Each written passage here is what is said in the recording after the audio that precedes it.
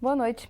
Está começando agora mais um Ideias da Aldeia. Eu sou Vássia Vanessa e hoje vou conversar com o sertanista José Carlos Meireles.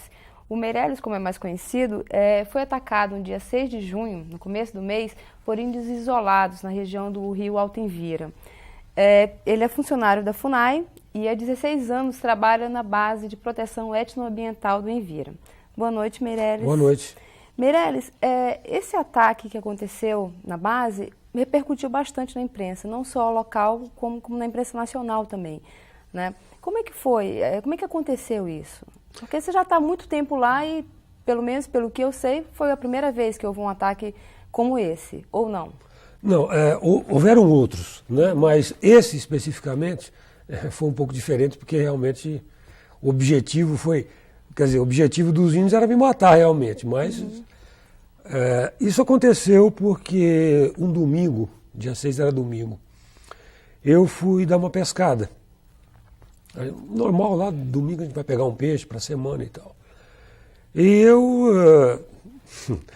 a gente passa muito tempo num lugar, acaba desrespeitando normas de segurança que a gente mesmo cria. Num lugar desse não é bom você andar só.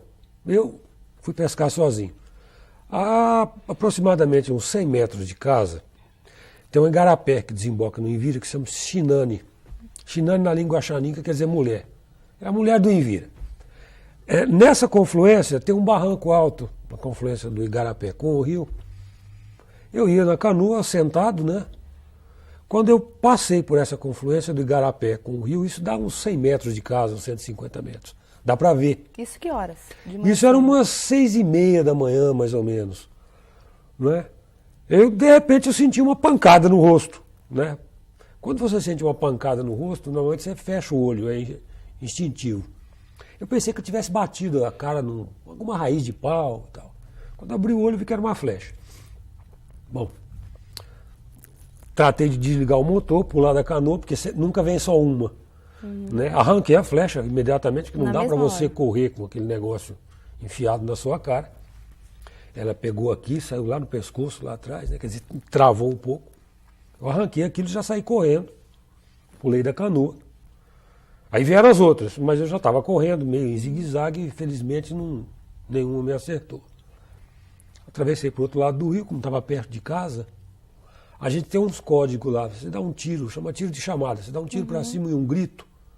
Então as pessoas já sabem que aconteceu alguma coisa estranha, né? E essa mobilização, então, foi mais ou menos rápida? Foi, isso aí aconteceu muito rapidamente. Os índios lá, esses índios, eles têm uma técnica de ataque, normalmente é assim, eles ficam escondidos, né, te flecham e correm. Porque eles já têm experiência com arma de fogo, já foram mortos, enfim. Eles não esperam muito tempo não, né? Então, assim, resumidamente, foi isso que aconteceu. Algumas etnias, né, como é o caso dos Curubo, né, da Floresta do Alto Javari, matam quando se sentem ameaçados, né? A gente pode dizer que esse ataque, então, foi porque esses índios isolados estavam se sentindo ameaçados pela tua presença? Olha, eu faço uma análise do que aconteceu, eu vou tentar ser breve e ser bem... toda vez que acontece qualquer coisa com esses povos isolados, a gente está lá, muito próximo a eles, já houveram outros ataques, né? Só que não houve vítimas e tal. Mas toda vez que eles se sentem ameaçados, acontece alguma coisa, a gente costuma dizer no português mais, aprontaram alguma com os parentes. Né? Algum caçador entrou em algum lugar na área, ou lá pelo lado do Tarauacá, ou pela banda do Purus, houve algum ataque a esses povos. Como a gente mora lá perto deles, e o universo desses índios, o que eles pensam de nós brancos? Quem somos nós? Somos uma meia dúzia de gatos pingados que moram ali ao redor deles. Eles não têm dimensão de Feijó, Tarauacá, Rio Branco, não tem. Eles acham que a gente, como eles, todo mundo é parente.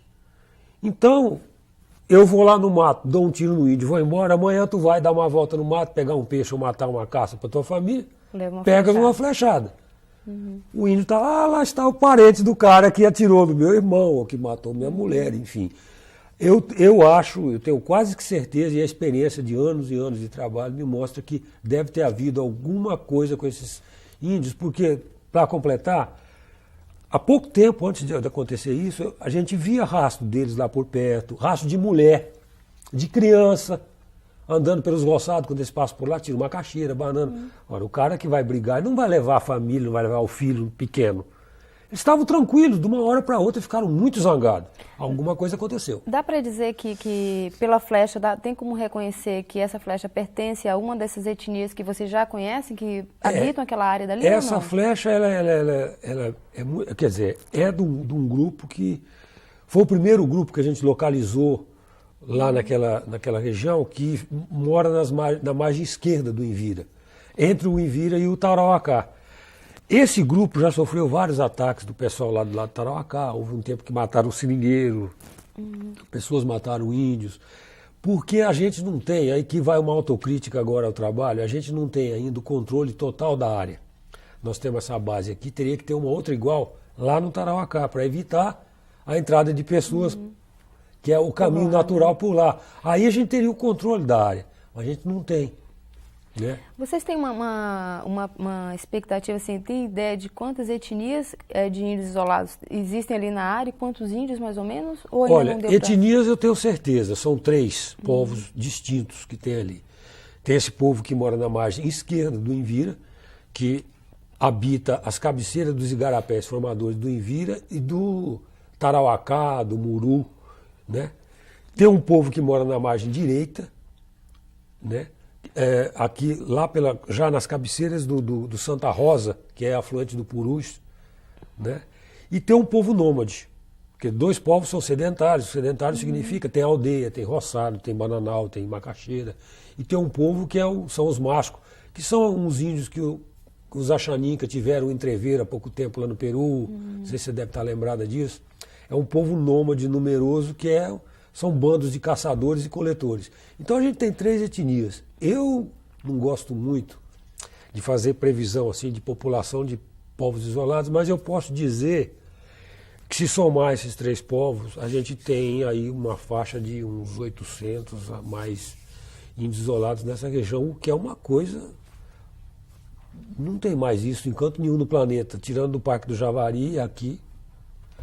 A gente pode dizer, Meirelles, que mesmo sendo você um sertanista, uma pessoa que se dedica, e no teu caso especial, né, que se dedica há mais de 16 anos na defesa dessas populações, mesmo você deve se manter afastado para preservar a cultura dessas etnias?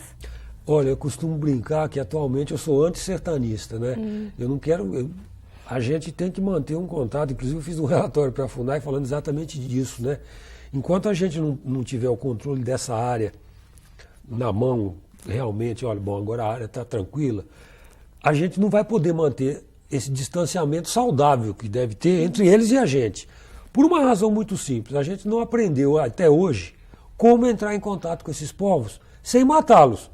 A estatística que a gente tem é que um ano após o contato, 2/3 da população está morta. Então isso é uma loucura. Como a gente não sabe ainda como encontrar esses povos, né? E deixar eles vivos, é melhor que a gente... Eu estou dando um tempo, não é para eles não, é para a gente, né? Alguma vez nesse período de trabalho com as populações, você disse que já houveram vários ataques, né? E esse daí foi especificamente, você mesmo já começou dizendo que foi para matar mesmo, né?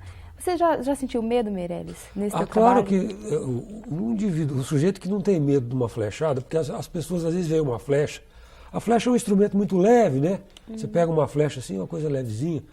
Mas só quem já viu o índio, eu já fiz contato com índio isolado, só quem já viu um índio dar uma flechada numa anta e a flecha pegar de um lado e sair do outro, né? O cara que não tem medo de uma flecha, ele deve ser meio maluco. É claro que a gente tem receio, tem medo, mas se a gente conseguir fazer um trabalho sério, certo, conseguir ter o controle da área e conseguir que os índios fiquem tranquilos, pode acontecer. Eu, por exemplo, já vi esses índios. Já uma vez fui à praia tirar melancia, tinha uns índios tirando melancia, me viram, numa boa, saíram andando, entraram para o mato. Minha esposa, uma vez pescando, viu não teve nenhuma.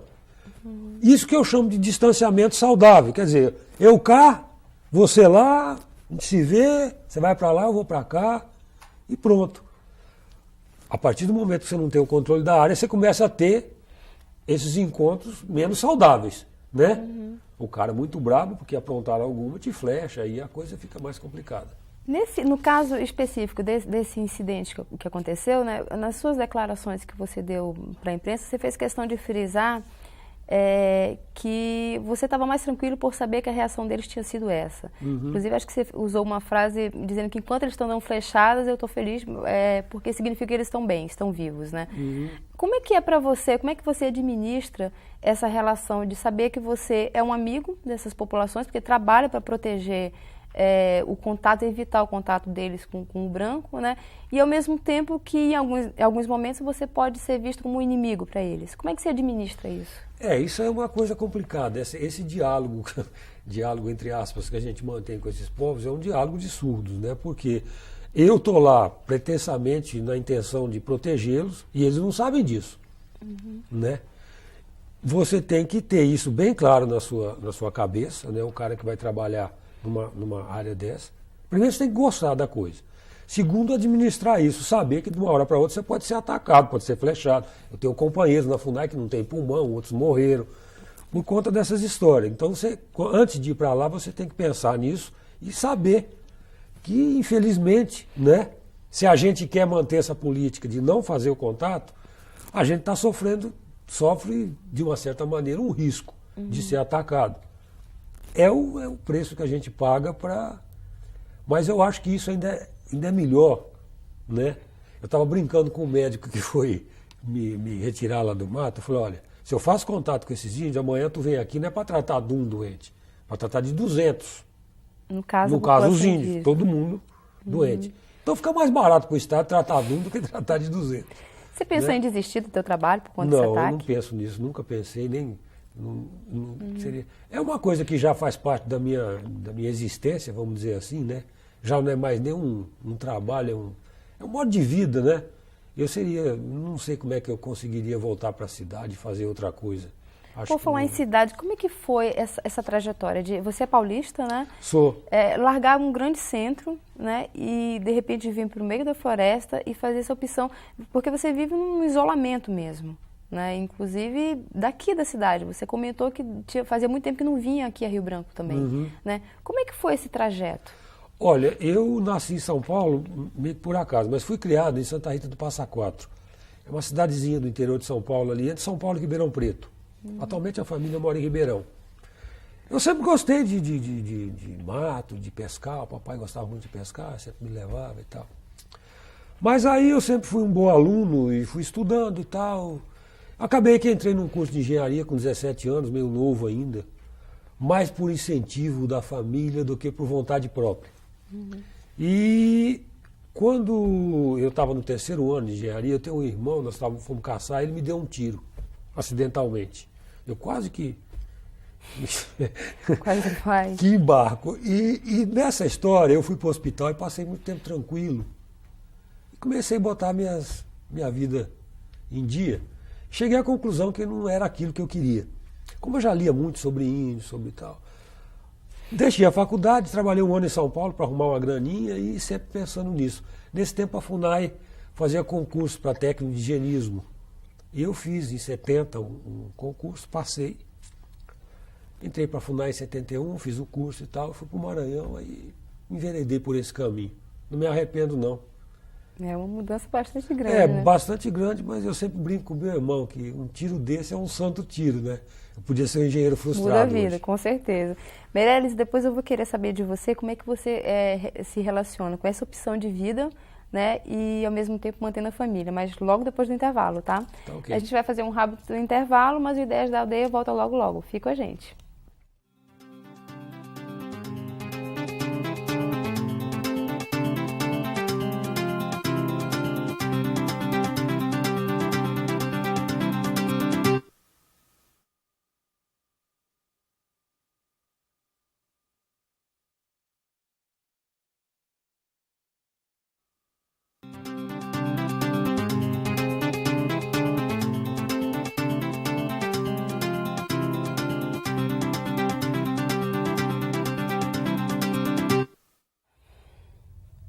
O Ideias da Aldeia está de volta, conversando hoje com o sertanista José Carlos Meirelles.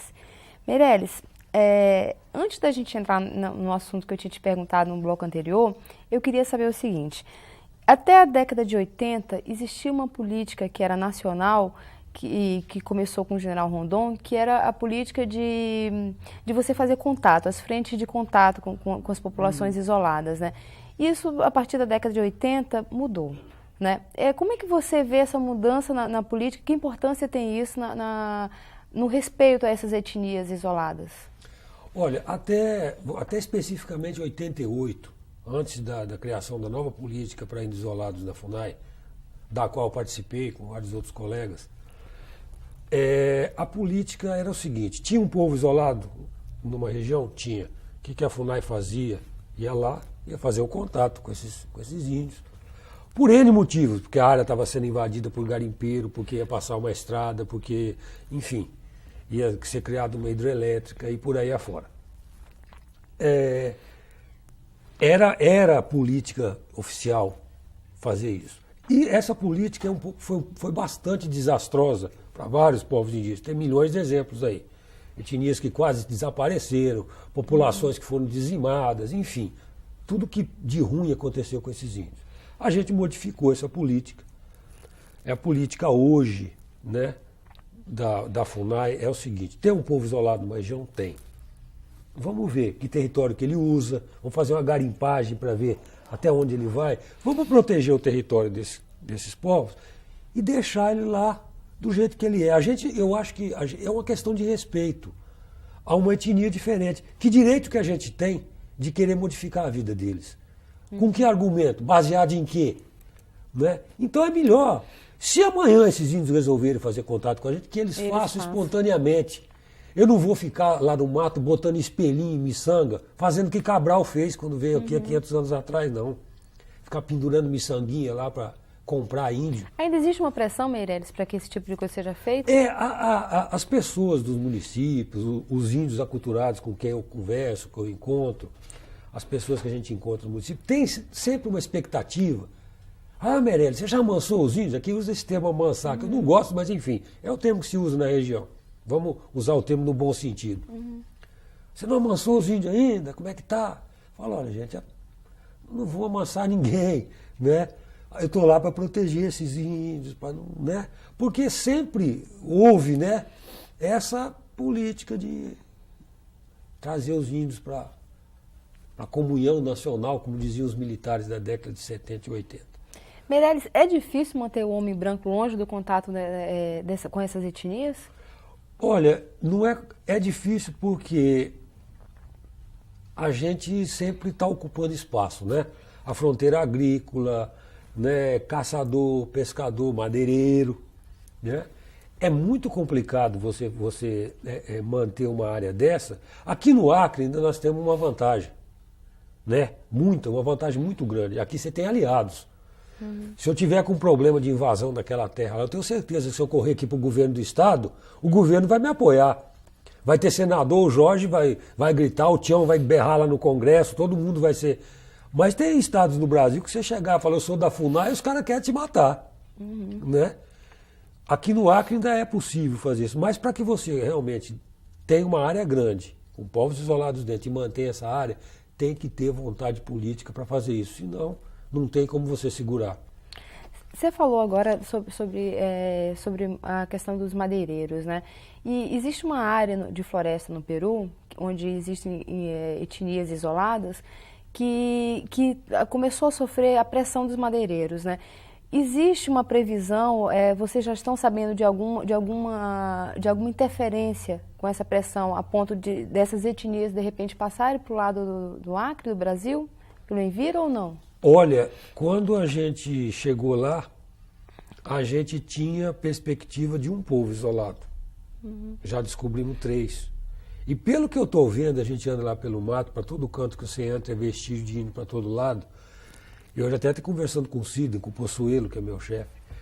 Falando, olha, Cid, aquela previsão que nós tínhamos feito, que nós vamos ter, a população de povos isolados vai começar a aumentar para o lado de cá, está se confirmando. Porque o que acontece? O pessoal começa a mexer para o lado de lá, aqueles madeiristas que você falou, entram para aquela região. Qual é a tendência dos índios isolados? migrarem para uma região que está mais tranquila. Onde é que está mais tranquilo? Para o lado de cá, porque você tem toda aquela área de fronteira, tudo terra indígena, está mais ou menos controlado, muito mais do que do lado de lá. Então a tendência, esses povos têm maloca do lado de cá e do lado de lá, são parentes às vezes, né? Qual é a tendência natural? É procurar um lugar onde você possa estar tranquilo. Então, eu acho que já está havendo isso há algum tempo. A FUNAI está preparada para essa migração? Olha, a gente já demarcou 2 terras para esses povos isolados lá e estamos demarcando a 3ª o ano que vem. Já fizemos um levantamento esse ano, fomos fazer o levantamento, achamos mais um monte de maloca que a gente não conhecia, voando de avião. Ó, entendeu? Já pensando, né, essas 3 terras que são contíguas, já pensando nisso, de proteger esses povos que estão aí e talvez os parentes deles que vêm corrido lá do Peru, sei lá de quê. Né? Mas isso é uma coisa real. Hoje em dia, esse trabalho que despertou tanto a tua paixão como a do Sidney Pozuelo, como a dos próprios os irmãos Vilas Boas. Vilas Boas. É uma paixão que, de repente, tem despertado o interesse de pessoas mais novas também? Você tem percebido isso ou não? Olha, isso aí é uma coisa que é um pouco... Aí vai arrancar uma crítica à minha casa, a FUNAI, né? A FUNAI, ela deixou, por muito tempo, de treinar quadros novos, né? Você está vendo que pela minha idade, pela idade do Pozuelo, já estamos ficando tudo velho, um já está torto, outro falta um pulmão, outro leva uma flechada e fica capenga. Então, exagero. Não é exagero, mas a gente está passando por uma... Eu já estou com 56 anos. Eu já não caminho mais na mata como eu caminhava quando eu tinha 25. Entendeu? Vai chegar uma hora que eu vou ter que sair de lá por questões físicas. Não vou dar, né? Esse trabalho exige um pouco do seu... Você tem que andar, tem que se movimentar, enfim. A FUNAI pecou por não treinar quadros. Né? Eu fiz um filho meu, Arthur, está lá no Parque do Javari novo, está entrando na carreira agora. Mas mais por iniciativa minha e do Sidney, mas não é uma coisa da instituição. Tem muita gente que às vezes quer entrar nessa vida, mas a FUNAI não está abrindo concurso público mais, não está treinando essas pessoas. Custava pegar uns 3 ou 4, 5, 6 ou 10 técnicos de engenharia que tivesse a fim de mexer com ele isolado, bota um lá no Javari, bota um cara lá comigo. Eu preciso de gente para me ajudar. O cara passa um tempo lá, mas esse trabalho, o sertanismo, vamos dizer assim, é uma coisa que não dá para você ensinar na sala de aula. É uma coisa meio lá na prática. Aqui passou o índio, tá vendo o rastro dele aí, olha não sei o quê. Então, umas coisas que... Só na floresta com o tempo, mesmo, né? Pegar umas carreiras de vez em quando dos parentes e o cara aprende. Mas, infelizmente, a gente está com problema de pessoal especializado nisso, que é um pessoal, é uma profissão muito especial, porque falar em isolado já é para o grande público já é uma loucura. Trabalhar com isso, então, é outra, maior ainda. Então, mas precisa. Você falou que um filho teu já tá trabalhando na mesma área, quer dizer, já está como sertanista também. Não, ele não é sertanista ainda, mas está treinando. Está treinando. Quantos filhos você tem e quantos de repente estão seguindo esse teu modo de vida? Ao total são 8, mas aí tem filhos, tem netos, tem alguns que eu crio, mas todos são filhos. O Arthur, que é o que está lá para o Parque do Javari, já encaminhou-se para Você foi socorrido por uma filha, né? Pela Paula. E a Paula também... que trabalha no IMAC, que eu solicitei o pessoal do IMAC para ficar à disposição minha lá, que é uma grande surpresa. Está adorando trabalhar lá, quem sabe... Continua, né? Quem sabe ela continua. E essa profissão também não é só específica para homens, não. Não, absolutamente. As mulheres podem ser sertanistas também, por que não? Né? O que eu ia te perguntar, que eu puxei no primeiro bloco e deixei para perguntar depois. Como é que você concilia o teu trabalho, né, que requer um certo isolamento mesmo, com a família? Olha, é uma questão complicada, essa questão da família, da gente que trabalha nessa área. Porque a gente passa muito tempo ausente, né, de casa. Acho que dos meus colegas, todos que trabalham nisso, eu sou o único que continuo com a mesma mulher. Os caras já estão na 3ª, na 4ª, porque as mulheres não se adaptam, o cara passa muito tempo fora. Eu tenho uma mulher que é daqui da região, uma acriana, né? E merece todos os meus elogios por ter me aturado esse tempo todo e ter criado quase os filhos. Quando os filhos eram pequenos, até é bom porque leva para o mato, mas depois a moçada tem que estudar. Não dá Eu não sei mais, se eles vão querer ser índio, então tem que dar pelo menos uma opção para eles. E acaba que a mulher tem que assumir o papel de homem, de mulher da casa, criar os filhos sozinho. E esse pessoal que mexe com o índio fica tudo apaixonado e vive com a cabeça na lua. Então as mulheres devem ser pessoal ruim de aturar, né? Eu aqui quero deixar aqui nesse depoimento um abraço para minha esposa, a Tereza, por ter conseguido me aturar esse tempo todo e tá aí comigo ainda, né? Motivos para ter me deixado, ela já deve ter tido muitos, né? Mas Um motivo de orgulho também, com certeza. Né? também tem esse outro lado, mas não é muito fácil conciliar essas coisas, não. Você tem que ter uma mulher que compreenda bem isso. Ela chega a ficar na base, a Tereza? Ou A não? vantagem da Tereza, além disso, é porque ela gosta disso também. Ela trabalhou muito tempo comigo no mato, ela mexia com a parte de saúde e tal. Né? Então ela gosta muito do mato, não é uma coisa estranha na vida dela. Então ela vai para lá quando pode, né? Fica comigo.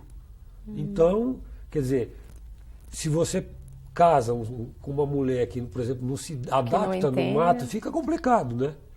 Porque aí você vai se ver de 6 em 6 meses, é muito confuso isso. Meirelles, uma brincadeira. Uma amiga minha, quando eu comentei que ia fazer a entrevista com você, né, que ela estava acompanhando, uma pessoa que respeita muito o teu trabalho, ela disse, olha, só tem uma pergunta que não dá para você deixar de fazer. Né? Aí eu que pergunta ela disse para mim, olha, você disse para ele o seguinte, Meirelles, você está pronto para outra? Eu vou te perguntar, você está pronto para outra? Olha, eu pronto para outra, teoricamente eu estou inteiro aqui, né? Não queria outra. Não queria passar, lógico. Né? Mas eu volto a repetir, eu acho que a gente está pagando pelos erros que cometeu. Se a gente, volto a repetir, se a gente tiver o controle da área direitinho, como manda o figurino, vamos dizer assim, esse tipo de coisa provavelmente não acontece. Essas coisas não acontecem. Né? Eu agora pretendo ir a Brasília, vou conversar lá com meus amigos, com o Cid, vou conversar com o Mércio, que é presidente da FUNAI, é meu amigo, desde 1973, quando eu estava fazendo contato com o Zauá Guajá no Maranhão, apresentei ele vinha dos Estados Unidos. Enfim, nós temos uma relação muito antiga. E eu vou ver se eu convenço as pessoas de montar outra base com o argumento que precisa. E com o argumento também, poxa, olha, eu já estou ficando já quase chateado de tanto levar. Toda vez que a gente quem paga? A gente. Se não for eu, vai ser um cara que trabalha, que eu não trabalho só lá. Tenho meus trabalhadores. Quantas pessoas no total? São 6 a 7 pessoas que eu tenho lá. Então, ou eu ou eles vão acabar, toda vez que a gente errar no trabalho, isso é um trabalho que a gente não pode ter muito erro, porque a consequência do erro um risco, é bem palpável, né? A punição vem a cavalo e muito rapidamente, né? Eu vou tentar usar esse argumento para ver se a gente consegue fazer com que essa flechada, eu fiz um relatório da FUNAI e o final é esse. Eu espero que essa flechada não tenha sido em vão, né? Não me matou, que era a intenção. E nem resolveu o problema de invasão da área. Então o parente gastou uma flecha à toa. E provavelmente ele vai voltar para terminar o serviço que ficou pela metade. Se a gente não arrumar a casa. Que cuidado você espera ter depois Hein? desse ataque? Que Como? cuidado você espera ter depois desse ataque? Eu espero que a gente possa abrir aquela outra base, deixar a área tranquila como estava antes. Espero voltar a ver os índios passando lá por perto, ver o rastro deles lá no roçado com criança, com mulher, como estava acontecendo, né? Eu espero sinceramente que a gente consiga dar conta de preservar essa área, porque não é uma coisa difícil, gente. É uma coisa, não é caro. A estrutura da gente é uma estrutura barata, pequena. Não precisa de tanto dinheiro, precisa só de um pouco de vontade política e essas coisas não vão acontecer não, tenho certeza que não acontecem. Meirelles, eu queria agradecer a tua presença aqui no programa, né, e dizer que é bom que isso esteja acontecendo, como você disse, para ser um alerta, né, para que se possa melhorar essa questão da área, né, com a criação de uma nova base, e que as pessoas possam ficar mais alertas, né, e mais distantes, respeitando essas populações, não? Tá ok. Eu agradeço o espaço que você me deu aqui, né? Para a gente tirar um pouco também essa pecha do índio brabo. Eu sempre falo, ninguém nunca viu nenhum índio isolado flechar alguém em Feijó, em Tarauacá, na Vila Jordão. Quando eles estão flechando alguém, estão defendendo o território lá que... Então eles são pessoas absolutamente tranquilas. Desde que não se mexa lá com eles, que Deixem respeite quietos. eles, você pode conviver séculos do lado do índio isolado sem receber nenhuma flechada. Tudo bem. O Ideias da Aldeia vai ficando por aqui. Até o próximo programa e uma boa noite.